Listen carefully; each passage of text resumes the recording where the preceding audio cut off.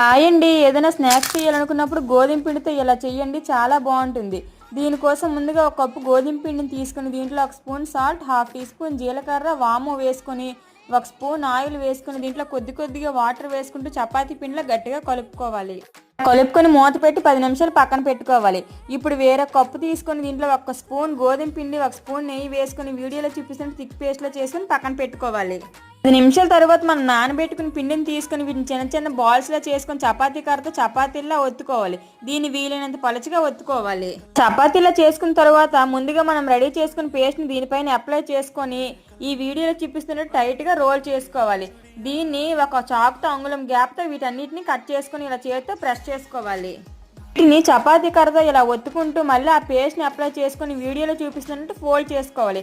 అన్నిటినీ చేసుకున్న తర్వాత మీడియం హీట్లో ఉన్న ఆయిల్లో వేసుకుని గోల్డెన్ బ్రౌన్ కలర్ వచ్చేంత వరకు ఫ్రై చేసుకోవాలి. అంతేనండి, గోధుమ పిండి స్నాక్స్ రెడీ.